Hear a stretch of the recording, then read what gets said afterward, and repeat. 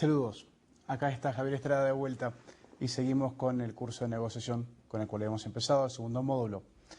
Para seguir trabajando con nuestra iniciativa, con nuestra preparación en lo que es el área de teorías, vamos a empezar a trabajar, vamos a empezar a indagar en lo que son las nuevas teorías de negociación, en lo que son las nuevas perspectivas de negociación y quizás darnos un matiz un poco más amplio para que nosotros entendamos qué es lo que nosotros manejamos hoy en día para que podamos florecer y podamos enriquecernos un poco más en nuestros conocimientos en tal área. Entonces, nosotros vamos a pasar a la primera clave, a la primera introducción, en la cual nosotros hablamos sobre lo que es la negociación en sí. Entonces, como yo les presenté durante el primer módulo, y solamente para refrescarles, porque sí es importante, aquí yo les digo que por lo general, cuando nosotros pensamos en negociación, pensamos en términos de comprar y vender. Esa es la negociación más básica. Esa es la culminación del proceso de negociación. La mayoría de nosotros reconocemos que los diplomáticos, empresarios, los ejecutivos y los representantes laborales también negocian diariamente en sus trabajos. Lo que no reconocemos, o por lo menos no estábamos reconociendo, o por lo menos no lo hacíamos abiertamente, y lo estamos introduciendo y manejando en este curso, es de que nosotros todos negociamos en nuestras vidas, literalmente desde el momento que tenemos uso de razón, y es por eso que es en este curso que nosotros queremos discutir, queremos traerlo a su atención, para que de esa forma estén más pendientes sobre cómo nosotros negociamos. Conociendo el lenguaje corporal nuestro, nosotros sabemos cómo comunicarnos mejor. De la misma forma, conociendo cómo nosotros negociamos habitualmente, vamos a aprender a cómo hacerlo más efectivamente. Entonces, en la siguiente ficha, nosotros vamos a escribir lo que es negociar, o sea, ¿qué es negociar? Entonces, las ideas sobre negociación se desarrollan en función al carácter y a las personas, a sus conocimientos, a sus aspiraciones y, por supuesto, a sus debilidades y aspiraciones. Debilidad es una palabra muy interesante en este caso. La habilidad de una persona determina la medida en la que se evita los factores negativos y consigue resultados satisfactorios para sus aspiraciones. Ahora, estas son las definiciones quizás un poco más académicas, quizás un poco más, más abstractas, pero nos interesan describirlas porque nos dan unas palabras, nos dan unos matices que son importantes tenerlos en consideración. Entonces, pasando a la siguiente ficha. ¿Cuál es la nueva manera de negociar? ¿Por qué decimos nueva? Si bien nosotros hemos hablado sobre Sun Tzu, la forma en que nosotros habitualmente comprendemos sobre la negociación es la mentalidad quizás un poco ochentera de las grandes corporaciones, que era ganar mercado. La forma tradicional occidental, que se trataba de lograr la victoria independientemente de las consecuencias. No significaba una construcción de la relación, significaba una perspectiva un poco aguerrida, un poco bélica. La idea era poder subyugar al oponente sin consecuencia de los resultados. La nueva forma de negociar es un poco diferente. Nosotros hablamos de negociar, que es lo que ocurre cuando dos partes tienen intereses en conflicto, pero también tienen una zona de convivencia, de conveniencia mutua, donde la diferencia puede resolverse, Nosotros hablamos de quizás aspiraciones infinitas, hablamos de intereses inmedibles, pero sí hablamos también de recursos muy finitos y muy limitados.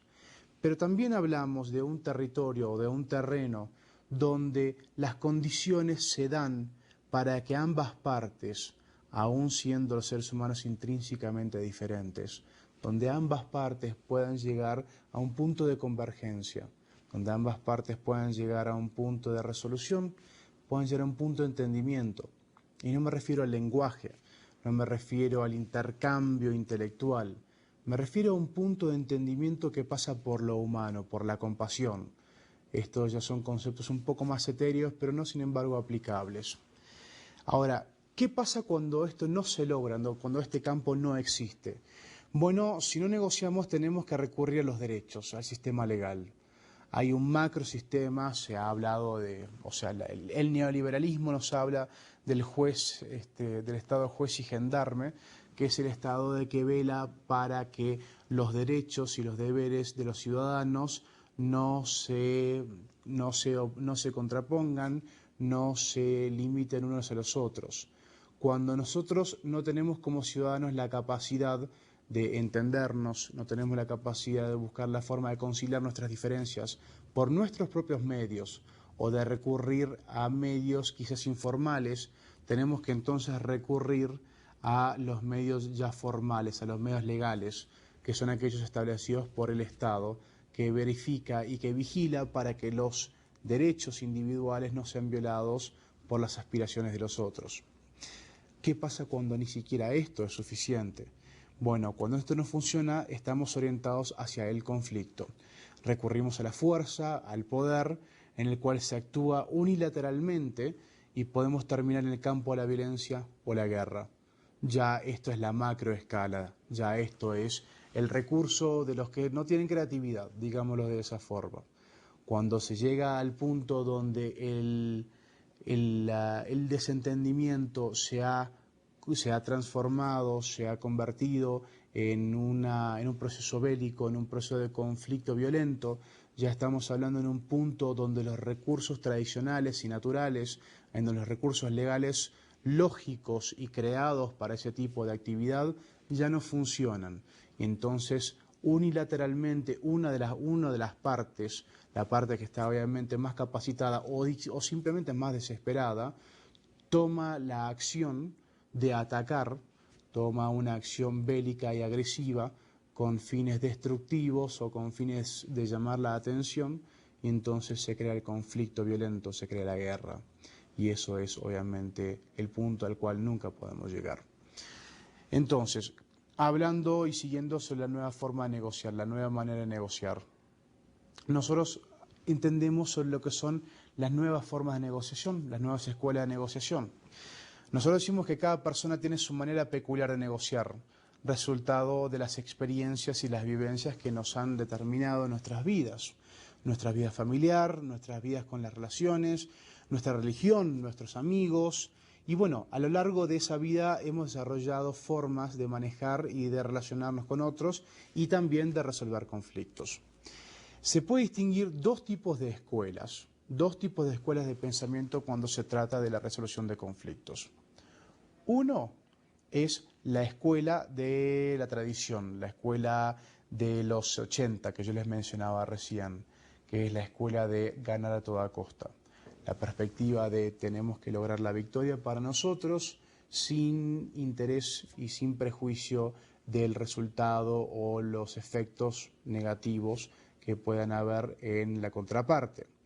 Lo que nosotros tenemos que considerar de que a esa escuela se le ha creado, se le ha antepuesto una nueva escuela, una nueva forma de pensamiento, que es la escuela que hoy en día se llama la integrativa. Es un proceso orgánico, posmoderno se llama. Y esto simplemente quiere decir de que no existe una perspectiva absolutista de la realidad.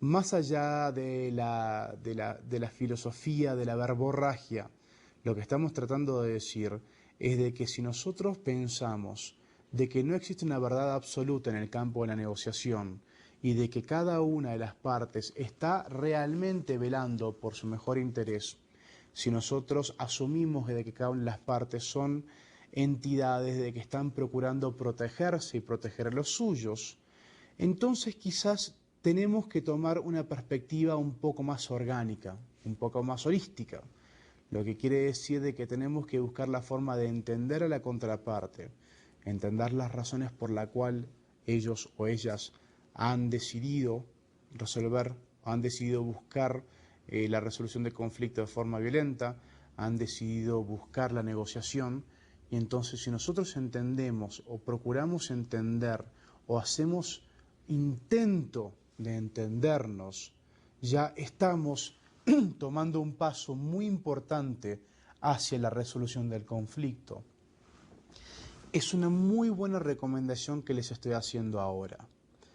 Hay personas malas en este mundo. Estoy hablando en términos muy abstractos, es verdad. Pero de la misma forma, entiendan ustedes de que si parten de la base que las otras personas, la contraparte, tiene el mismo interés de autopreservación y crecimiento que tienen ustedes, si ustedes logran identificar cuáles son las necesidades de esa otra contraparte, qué necesidades intentan atender a, quizás se van a dar cuenta de que el conflicto tal como lo perciben ustedes no es tan magnificado como ustedes han pensado en el primer lugar. Quizás el problema es la falta de diálogo, quizás el problema es la falta de entendimiento, quizás la raíz del problema es que quieren cosas diferentes y realmente no hay conflicto, pero nunca lo van a saber a menos que dialoguen con la contraparte. Eso es la perspectiva integrativa, la idea de aceptar a su contraparte como un igual o por lo menos como un semejante, asumir de que la contraparte tiene la oportunidad y tiene el interés de, bueno, de proveer para los suyos, tiene el interés de ser una mejor persona, de crecer, tiene el interés de ser respetado y entonces no es tan diferente a usted. Y quizás usted debería tomar esa perspectiva para entonces iniciar una negociación con un espíritu un poco más holístico, un espíritu un poco más sano y constructivo. Pasando a la siguiente ficha, nosotros vamos a hablar un poco más sobre estas dos escuelas para que tengan un poco más de claridad. Bueno, la escuela tradicional, como les decía, es la primera en esencialmente ofrecer un proceso de regateo, en la que se pone énfasis en la distribución de lo que se negocia, bajo el supuesto de que lo que uno gana, lo pierde el otro. Está basado en un principio netamente económico, costo de oportunidad, recursos finitos en lo material. Está basado en las perspectivas de que lo único que se está ganando o perdiendo son los bienes materiales. Es por eso que es una perspectiva muy ochentera, porque, bueno, la perspectiva capitalista neoliberal estaba basada firmemente en que lo que realmente contaba, el crecimiento se medía en los bienes materiales acumulados. Hoy en día nos damos cuenta de que quizás no es así. En contraposición, la escuela que prevalece hoy en día, o la escuela a la cual quizás nos deberíamos orientar, o yo por lo menos los voy a orientar hacia, ustedes decidirán, es la escuela integrativa. La nueva teoría de la negociación que trata de redefinir el problema mediante un intercambio de intereses para conseguir una amplia gama de resultados para ambas partes. Esta es una tendencia internacional en los diversos campos de la negociación. ¿Por qué una amplia gama? Porque quizás la idea no es asumir de que lo que se gana o lo que se pierde, lo que se negocia, son los intereses en sí. Hay mucho más en juego. Por empezar, están los intangibles, están las relaciones humanas. Nosotros somos individuos como todos otros, que tenemos un matiz, nos representa un espectro de virtudes, defectos, de inseguridades, de riquezas, y como tal es una negociación.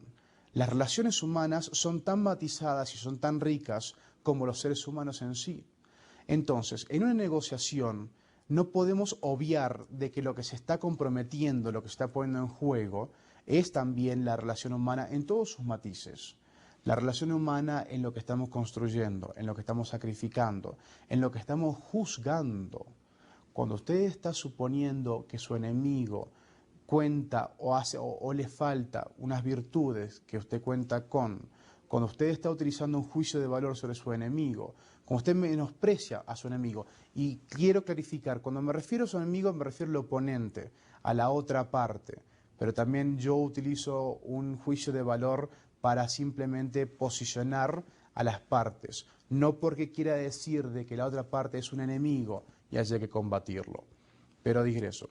Lo que quiero decir es de que cuando usted posiciona a la contraparte como una parte de menor valor o que no es válida de su apoyo y su respeto, ya de por sí está sacrificando una de las áreas del espectro de la relación humana, que es la posibilidad de fortalecer la relación a futuro.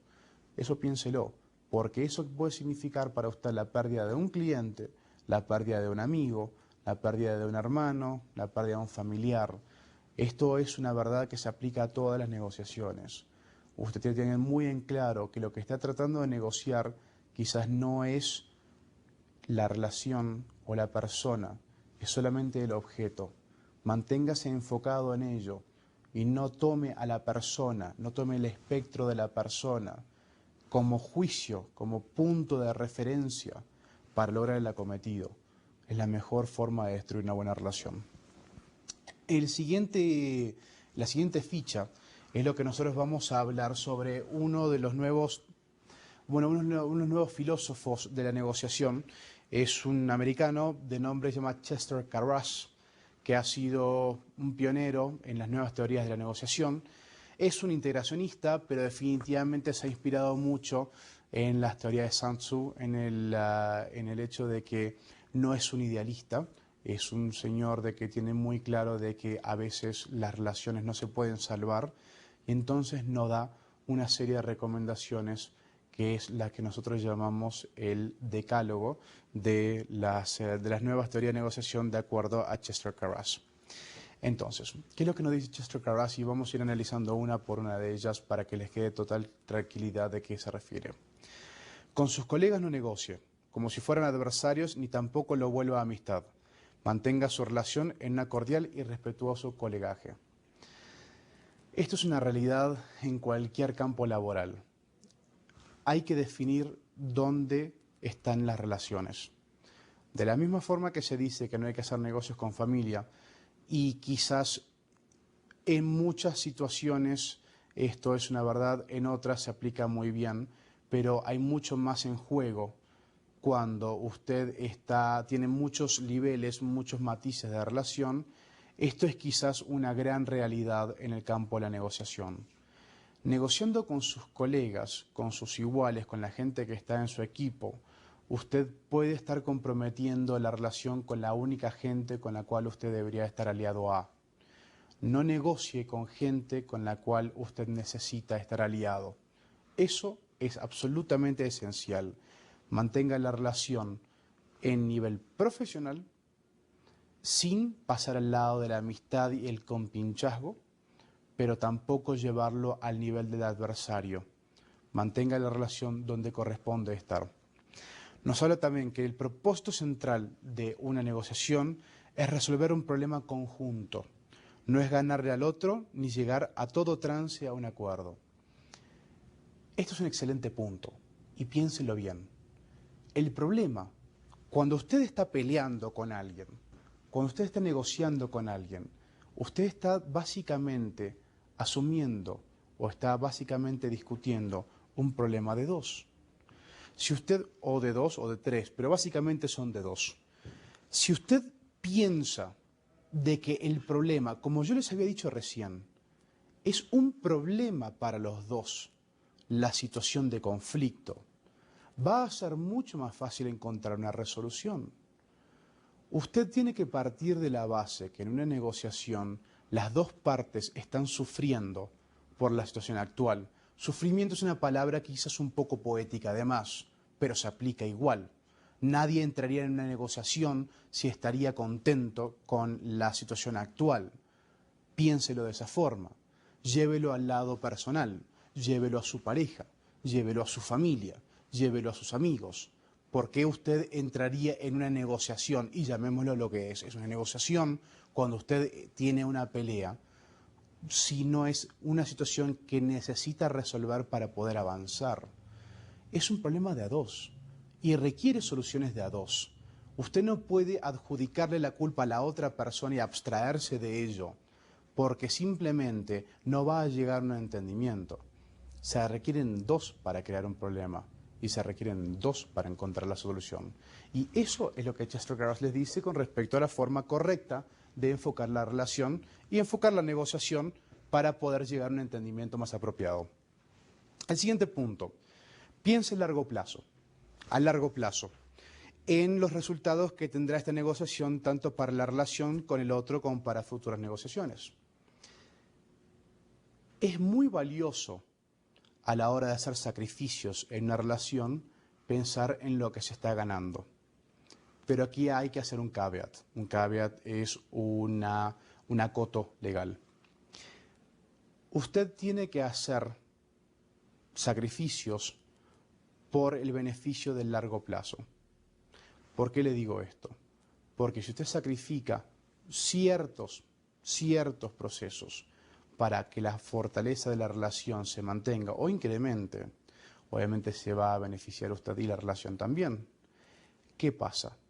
Si usted no está dispuesto a hacer los sacrificios y aún así los hace, va a pasar lo que veníamos discutiendo en la lección pasada, y es de que se va a manifestar el problema de otras formas, se va a transformar la atención de otras formas, se va a suscitar la atención de otras formas. Es como cuando uno tiene una pelea, ¿ok?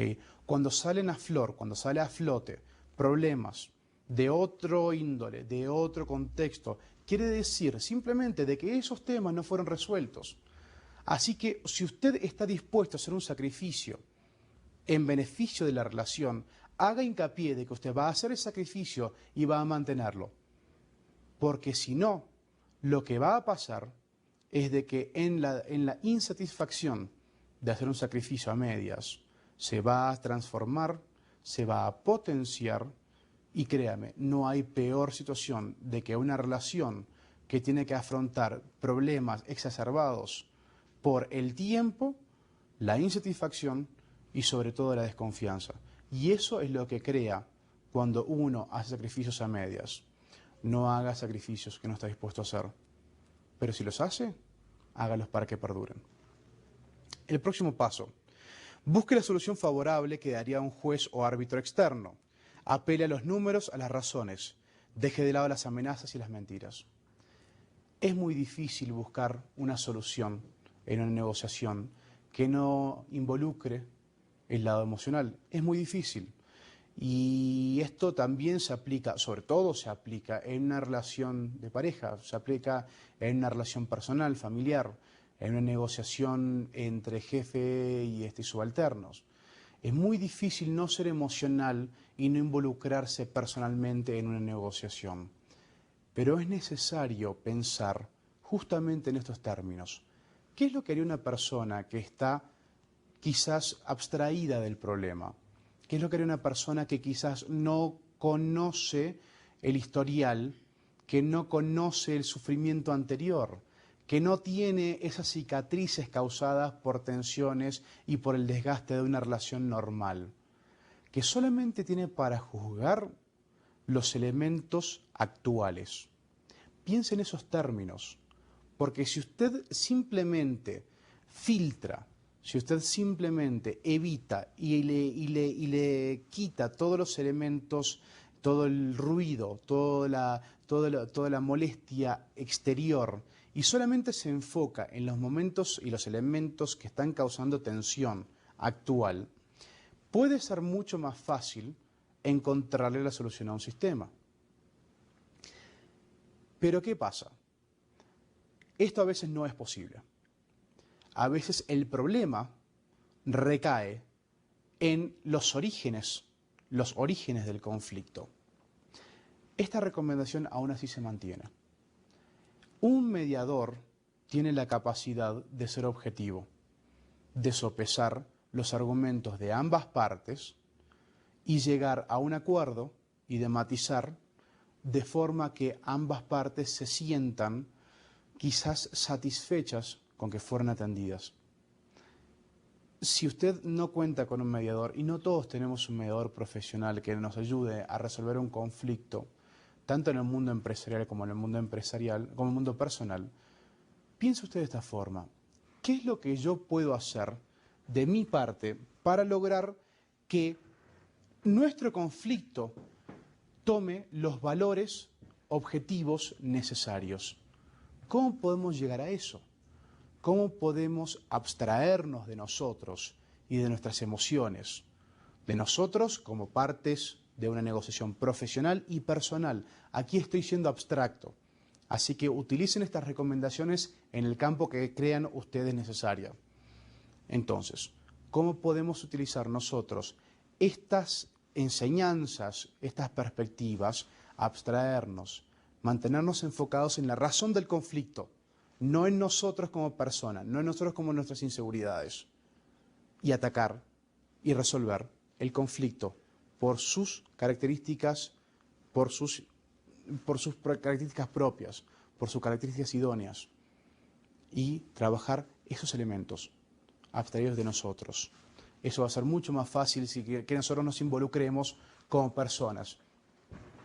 Entonces, piense en el que otro tanto como usted mismo, o sea, piense en el otro tanto como usted mismo. No haga propuestas que no sean suficientemente justas. Haga ofertas que sean buenas para usted, pero al mismo tiempo aceptables para el otro. No sacrifique aquello que no esté dispuesto a darle seguimiento a. El concepto es exactamente el mismo. Haga ofertas que sean buenas para usted, pero al mismo tiempo aceptables para el otro.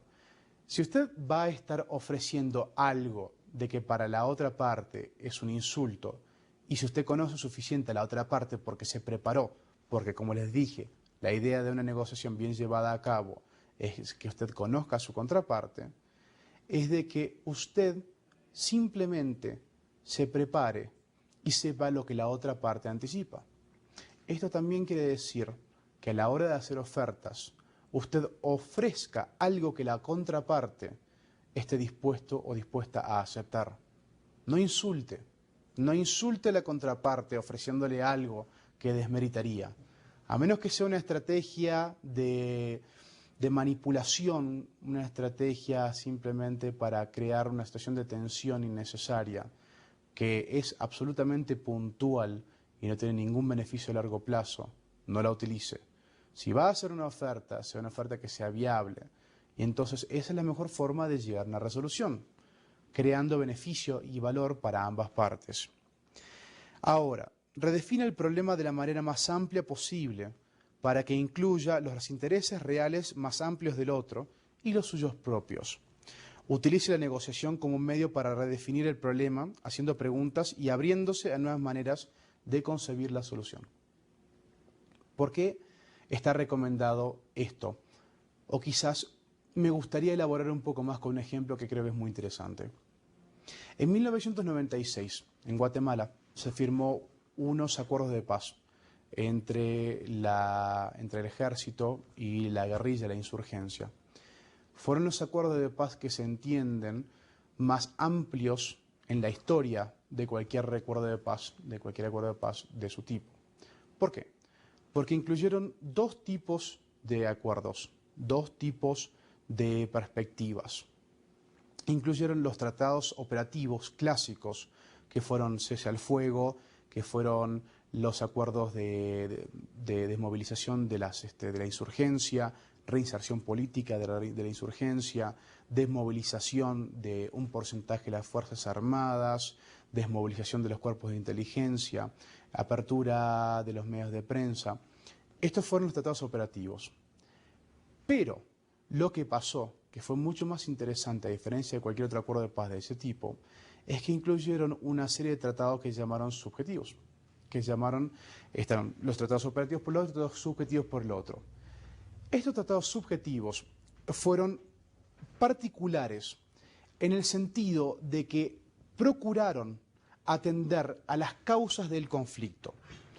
Estos tratados incluían áreas como, por ejemplo, reforma económica, reforma social, incremento del gasto público en salud, incremento del gasto público en vivienda, incluía el establecimiento y la definición de una ley de cadastro, solamente para darles un par de ejemplos. Ahora, ¿por qué les estoy hablando de esto? Bueno, porque justamente el último punto que nos presenta Chester Kadash es de que hay que redefinir el problema de la manera más amplia posible para que incluya los intereses reales más amplios del otro. Lo que logró este tratado de paz fue exactamente eso. Fue que tuvo la capacidad de identificar los problemas de forma más amplia posible. Si el problema hubiese sido solamente la necesidad, o mejor dicho, la necesidad de paz, se hubiese creado la ausencia de la guerra a través de los tratados operativos. Esto es muy interesante, pero esto no implica de que el conflicto haya terminado. Lo único que implica es que se hubiese acabado la formación bélica del conflicto. Lo que quiere decir esto es de que al momento de que usted suprime un conflicto, pero no lo transforma, el conflicto se mantiene y en muchos casos se potencia. Si por oposición usted atiende los problemas, se expande. Si usted procura ser lo más amplio posible en el entendimiento de los problemas y las causas del conflicto, si usted lleva todo ese matiz y toda esa información a la mesa de negociación, que sí la va a hacer un proceso más tedioso y sí la va a hacer un proceso más largo, pero usted garantiza de que el diálogo sea mucho mayor y usted se garantiza de que las partes se sientan mucho más satisfechas con los resultados.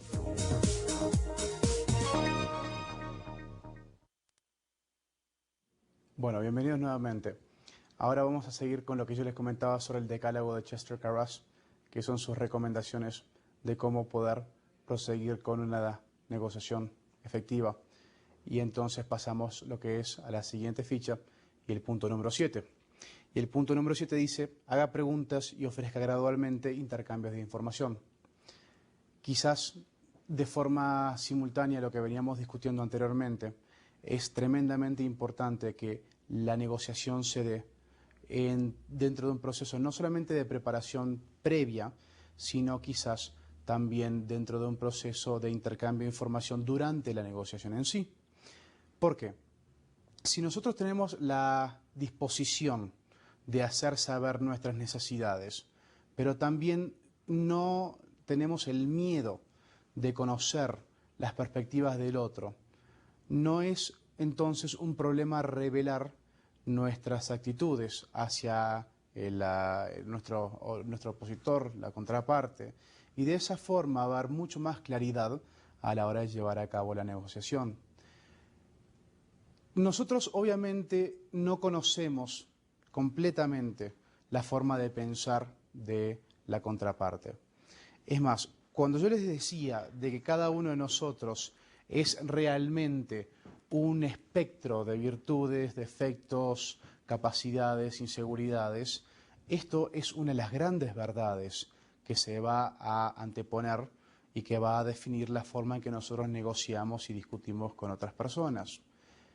Yo puedo decir que conozco a mi hermano, puedo decir que conozco a mi pareja, pero ¿qué tanto puedo decir que los conozco al 100%? Y probablemente eso es una falacia. Cada persona en su carácter único tiene vivencias y tiene aprendizajes que modifican y moldean su forma de pensar constantemente. Las personas somos entes en evolución constante y de la misma forma son las compañías, son las corporaciones, son los ejércitos, son los países. Toda entidad negociadora es un proceso, siempre y cuando esté compuesta de seres humanos, claro, es un proceso de constante evolución, es un proceso orgánico, porque bueno, está compuesto por seres humanos y esa es nuestra naturaleza. Si nosotros entendemos esta realidad, nosotros entendemos entonces que es importante mantenernos actualizados sobre las necesidades y las variaciones de las personas con quienes nosotros trabajamos. Nosotros debemos entonces, y es una responsabilidad hacia nuestra contraparte, como entidad, como iguales, como semejantes, el conocer sus perspectivas aún actualizadas. Dejemos de lado las perspectivas históricas, porque las necesidades cambian. Es un gran error y es un error muy común y muy frecuente, aún con los negociadores más hábiles, el asumir de que porque ciertas condiciones históricas se venían dando en el pasado o ciertas negociaciones se dieron de forma fructífera o de forma negativa, de forma detrimental en el pasado, de que entonces las condiciones se mantienen y se deberían mantener los parámetros y se deberían mantener las percepciones y perspectivas a la hora de reiniciar o de recomenzar la negociación. Desde el momento que hubo una última negociación o que se mantuvo una negociación sobre un tema, sobre un objetivo, sobre un interés en común, Es muy probable de que las condiciones y los parámetros hayan cambiado. Es muy probable que la persona o la contraparte con quien estamos negociando hayan logrado nueva información. ¿Esto qué quiere decir? Que no quiere decir que se hayan equivocado o que hayan estado mal informados anteriormente. Esto simplemente quiere decir de que han ganado una perspectiva adicional que les hace amoldar, que les hace lograr una filosofía quizás un poco más ajustada a sus necesidades actuales. Y ustedes tienen que saber eso. Ustedes tienen que saberlo de la misma forma que tienen que conocerse a ustedes, porque ustedes mismos lo hacen. Ustedes mismos están en constante evaluación, en constante reconsideración de sus necesidades. Y la contraparte también. Conozcan a su contraparte, pregúntenles y háganles saber. Quizás de forma cuidadosa, de forma cautelosa, no es necesario revelar toda su estrategia y todas sus necesidades, porque quizás de esa forma se estarían exponiendo un poco demasiado. En una negociación profesional, en una negociación corporativa, siempre es importante retener una cierta cantidad de información, porque eso les va a dar una ventaja a ustedes comparativa, pero no aún así es importante también permitirle a la oposición saber cuáles son sus necesidades para que ellos puedan adaptarse y responder de forma más acorde. Entonces, quizás de forma un poco diferente a lo que habíamos dicho anteriormente, pero bueno, no se varía. Amplíe el paquete. Busque enriquecer los resultados, pero para todos el resultado de la negociación. El resultado positivo, eso quiere decir, ¿no? Proceda a regatear sanamente. Este es un concepto muy interesante. Proceda a regatear sanamente lo que sea de regateo. Utilice estándares o criterios objetivos externos a los negociadores. Criterios objetivos, es lo que hablábamos anteriormente. Si va a utilizar un mediador, el mediador va a poder dar o impartir un juicio sin prejuicio hacia una parte o la otra. Utilice esa misma perspectiva. Si usted logra mantener una ideología o una mentalidad de abstraerse de las necesidades emocionales y buscar soluciones que sean objetivamente válidas, entonces va a ser mucho más útil y más constructiva su negociación. Al mismo tiempo, busque o identifique el bloque total de puntos que deben negociarse. Si usted, y de vuelta me remito, aquí los puntos parecen repetitivos, pero solamente porque es esencial que usted comprenda cuáles son las características de que van a repetirse y que van a ser constantes en la negociación. Si usted comprende cuál es el bloque, cuáles son las áreas, aún a grosso modo, que tienen que estar en juego dentro de una X negociación, mucho más fácilmente usted y su contraparte van a poder entender qué es lo que quieren lograr, qué es lo que quieren procurar a la hora de encontrar una solución que sea mutuamente beneficiosa. Haga cálculos antes de sentarse a negociar. ¿Cuál es su alternativa externa? Lo que usted haría si no llega a un acuerdo.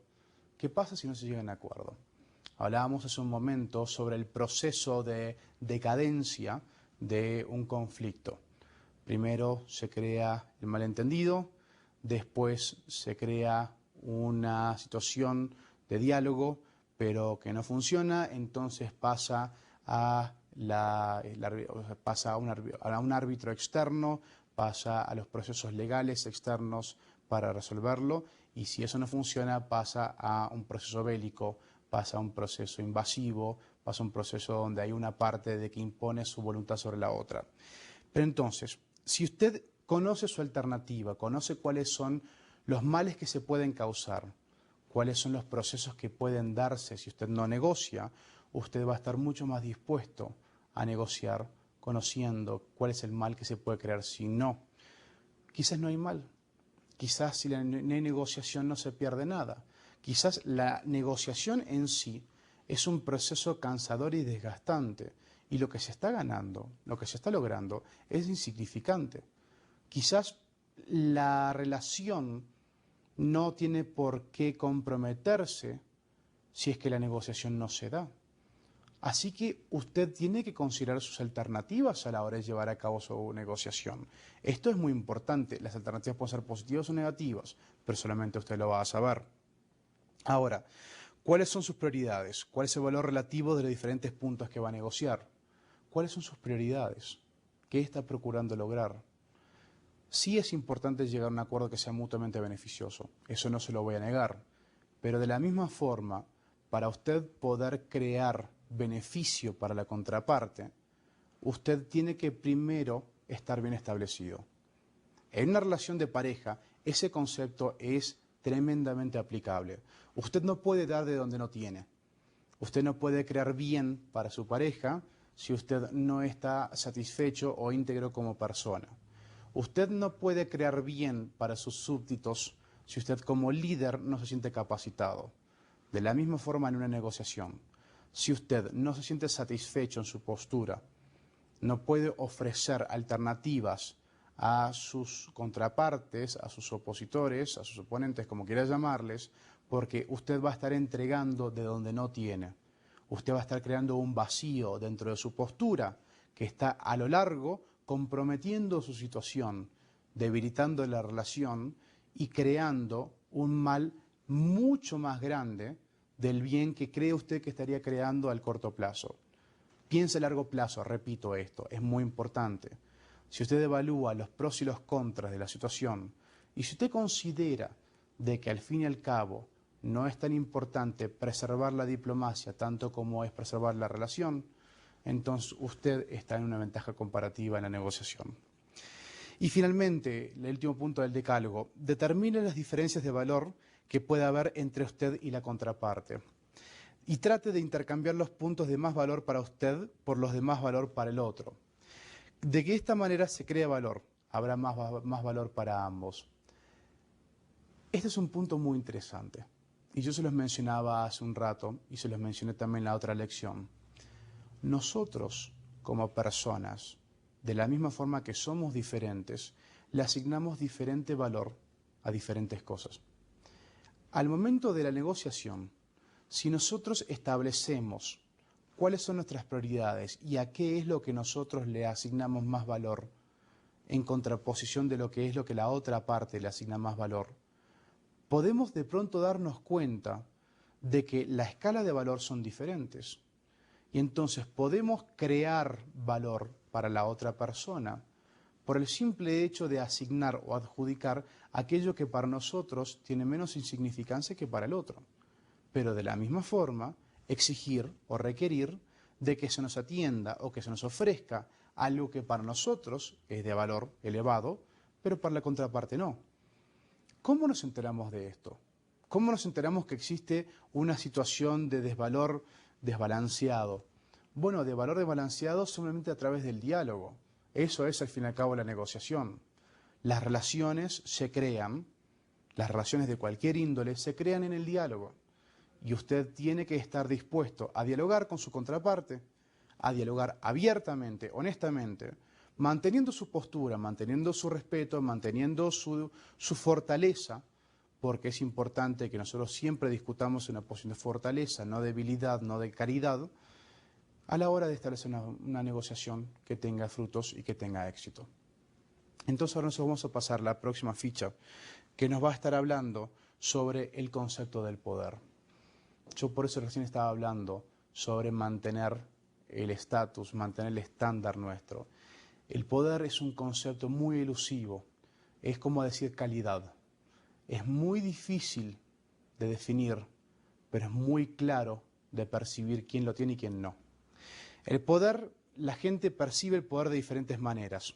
Está en la mente. Es un concepto mental totalmente, es una creación mental, porque se manifiesta según como nosotros creamos que debería manifestarse. Bajo circunstancias idénticas, absolutamente idénticas, una persona puede decir no cederé porque está bien. Es un concepto un poco etéreo, pero nosotros podemos adjudicarle un valor a una situación y sin embargo darnos cuenta de que el hecho de ceder implicaría un compromiso sobre nuestros valores, sobre nuestro principio. Eso ya es una utilización de poder. Ahora, según expertos, bajo los mismos hechos y límites, algunos perciben liquidaciones pequeñas y otros con la misma información obtienen liquidaciones enormes. El mismo concepto que veníamos trabajando anteriormente. El poder se trata de captar aquello que nosotros percibimos como de gran valor. No es un concepto absolutista, es un concepto totalmente relativo a nuestras percepciones de lo que nosotros necesitamos. Nosotros logramos poder si nosotros logramos adquirir aquello que nos va a ayudar a construir nuestras metas, cuales sean que sean. Nosotros tenemos poder si tenemos una relación exitosa. Tenemos poder si alcanzamos nuestros objetivos como una corporación. Obtenemos poder si la negociación se vuelca en un favor de ambos gracias a nuestra labor.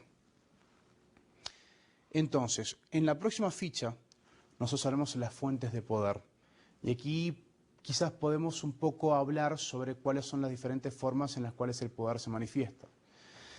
Hay muchas formas en el poder, hay muchas formas de manifestar poder de las mismas formas que hay muchas formas de manifestar amor, pasión, odio, deseo. El poder es un concepto, como le dije, completamente mental.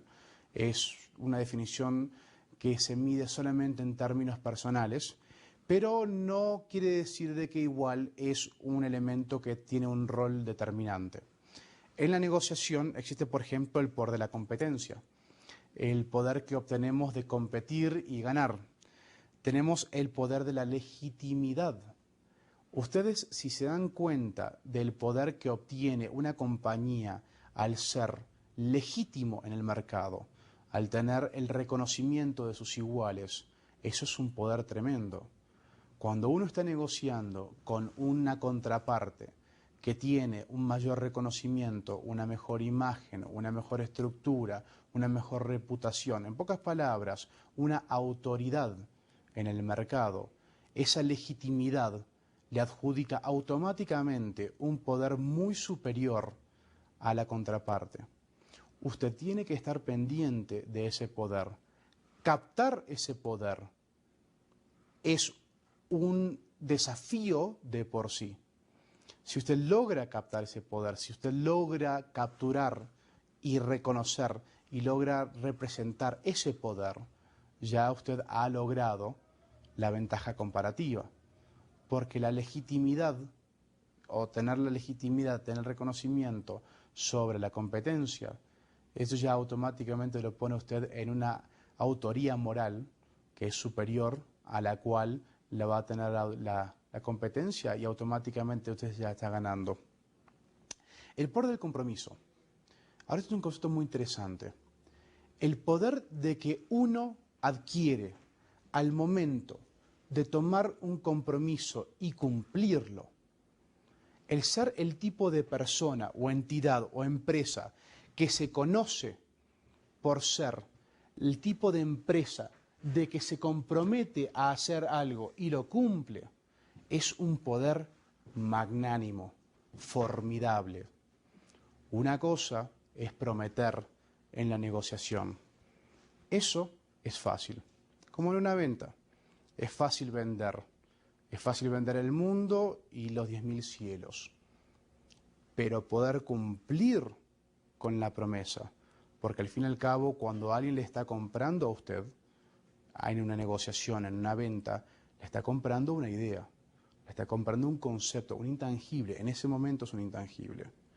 Ahora, si usted logró cerrar la negociación de forma que la otra parte se siente ampliamente beneficiado, tanto así que está dispuesto a pagar lo que usted quiere, que obviamente quiere un precio elevado, quiere un beneficio grande, usted va a tener que entregar.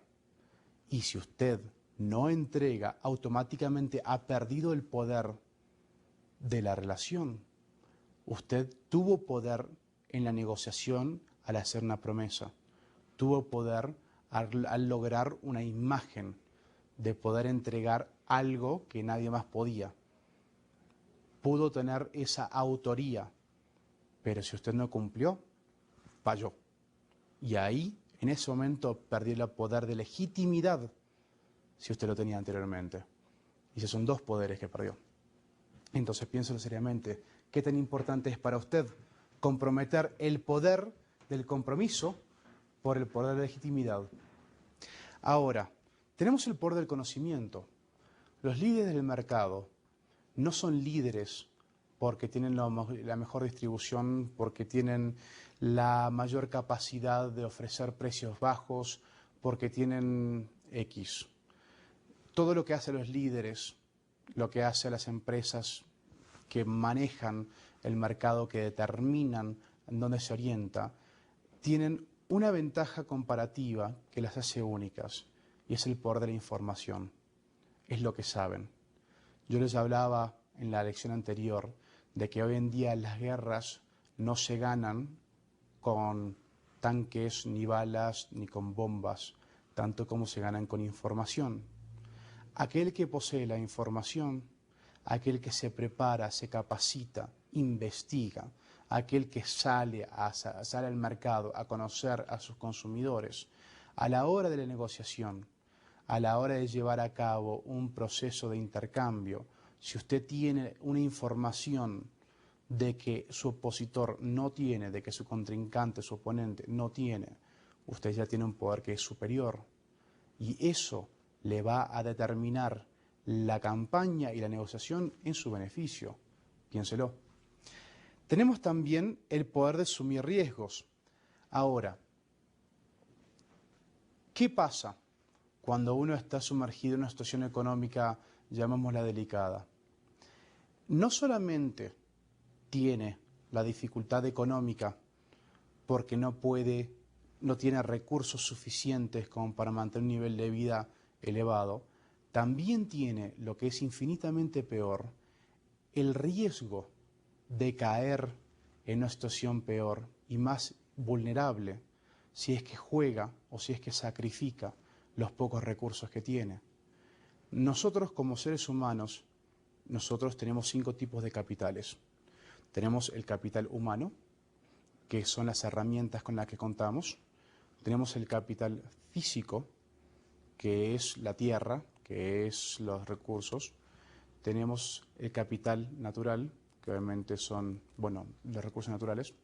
Tenemos el capital financiero y tenemos el capital social. El capital social es el que gestamos en nuestras relaciones. Ese es el único tipo de capital en el cual podemos invertir incondicionalmente, podemos invertir incansablemente, podemos invertir de forma imparable, y es el capital que más nos puede entregar en momentos de vulnerabilidad. Pero cuando nosotros es lo único que tenemos, no podemos asumir más riesgos. Entonces, llevando eso a una negociación, la empresa, la entidad que tiene más capacidad de asumir riesgos es aquella que va a poder tener la ventaja comparativa. No quiere decir esto que la empresa que pueda tomar más riesgos es la empresa que tiene la mayor cantidad de recursos. Es una posibilidad que se dé de tal forma. Pero también la empresa o la entidad que se tome la mayor cantidad de riesgos va a ser aquella que más se aventure, que más investigue, que más se esté manifestando unida. Usted no necesariamente tiene que tener mayores recursos económicos para poder tener mayor oportunidad de riesgo. Es más, muy interesantemente, las empresas que están más establecidas y por tener justamente ese poder, esa autoría física, esa autoría de nombre, esa legitimidad, quizás tienen mucho menos posibilidad de jugar con el tema de los riesgos. Así que ahí se anteponen 2 tipos de poderes. Por un lado está el poder de la legitimidad, porque la empresa grande o la empresa que está más establecida no puede darse el gusto de tomar riesgos por comprometer esa legitimidad. Entonces usted puede decidir cuál tipo de poder tiene usted y utilizarlo en su favor. No por ser pequeño quiere decir de que está sin poder por no tener recursos. No por ser grande quiere decir de que puede tomar riesgos y tiene ese poder de poder justificar el compromiso de la imagen. Así que piénsenlo de esa forma. Y por supuesto, el tipo de poder es el tiempo de esfuerzos. No podemos y no tenemos el lujo de dedicarle tiempo infinito a una negociación, porque cualquier negociación implica el sacrificio de recursos, implica el sacrificio del tiempo de personas, sacrificio de recursos financieros, y es un bien que no nos podemos dar el gusto de sacrificar. El tiempo vale oro y nada es una manifestación tan clara como la negociación. Ténganlo pendiente. Sacrificar poder, o mejor dicho, aquel que tiene el derecho para sacrificar su poder, para sacrificar su tiempo, es aquel que tiene la mayor cantidad de poder. En la siguiente ficha, nosotros vamos a ver sobre el nivel de aspiración. Ahora, pregúntense esto, y esto va a ser un poco la tarea para la próxima sesión. ¿Gana más la gente que aspira más alto? ¿Por qué se los digo? Existe el consenso general de que en la vida aquellos con mayores aspiraciones logran más. Parece ser la ideología que nos define. Si esto tiene validez en el campo de la negociación, la respuesta es sí, hasta cierto punto. ¿Por qué? Aspire más alto y logre más. Parece ser la premisa. Es un buen consejo, siempre y cuando acepte los riesgos, tome su tiempo para hacer la tarea y tenga paciencia. Es un concepto interesante, ¿no? Ahora, al respecto se puede anotar, la relación entre el nivel de expectativas y los resultados es directamente proporcional. Cuanto mayores sean sus expectativas, es más alta la posibilidad de que los resultados sean mejores. Las ambiciones, la determinación, el nivel de compromiso, necesariamente va a significar un mayor nivel de resultados. Quizás la proporción no sea exacta, es difícil cuantificar el tiempo que uno se pasa pensando, y entonces es difícil equipararlo eso a una búsqueda de resultados. Pero no quiere decir esto de que si usted sacrifica tiempo y recursos en buscar una negociación exitosa, no va a obtener mejores resultados. Eso se lo garantizo. Ahora, sin embargo, grandes aspiraciones, interesantemente, también representan mayores riesgos, es como le decía recientemente, y en algunos casos, negociaciones truncadas y grandes frustraciones. Hay empresas de que no pueden darse el lujo de pasar procesos interminables negociando porque las aspiraciones son mucho más grandes o son muy superiores a sus capacidades. Y entonces nosotros podemos concluir que el tiempo libre, de vuelta remitiéndonos al factor tiempo, es uno de los elementos que más va a tomar un rol en una negociación. El tiempo límite condiciona el resultado de las negociaciones. La gente espera lo más antes posible para tomar una decisión. Entonces, quienes cuentan con 60 minutos para negociar, llegan a un acuerdo en 60 minutos. El tiempo límite ejerce presión para cerrar el trato. Ahora, el problema es que los tiempos límites es que tendemos nosotros a estar más conscientes de nuestro tiempo límite que el de la otra persona, porque son relativos, son diferentes. No siempre contamos con la misma cantidad de tiempo para llevar a cabo una negociación. Ahora, esto nos induce a usar poco nuestro poder y a sobreestimar el de nuestro oponente. Logramos a veces eso. Al respecto, tomar en cuenta las siguientes reflexiones. 1. En caso de ser necesario, debe negociarse un plazo mayor. 2. Usa al máximo el tiempo disponible. 3. Las negociaciones demasiado rápidas. Yo hablé de rapidez y agilidad, pero las negociaciones demasiado rápidas, ya sean necesarias o innecesarias, son peligrosas. Y 4.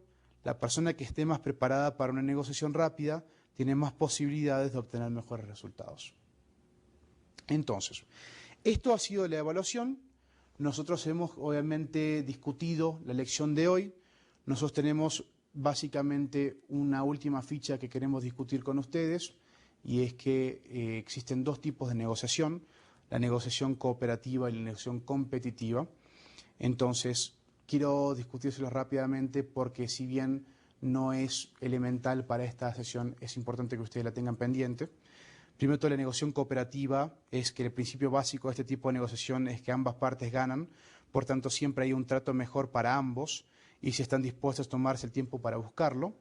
Y dos, ambos, el comprador y el vendedor, pueden aumentar sus utilidades y satisfacción sin perjudicarse mutuamente. Y después existe la negociación competitiva, que es quizás la menos deseable. En este tipo de negociación uno gana, el otro no tanto. Un hecho de que debe considerarse es que en las negociaciones que existe un elemento de competencia, porque se compite, y hay un punto que los beneficios de una parte salen del bolsillo de la otra. Y esto es de vuelta remitiéndonos a la personalidad y a la dimensión anterior. Los dejo con estas ideas.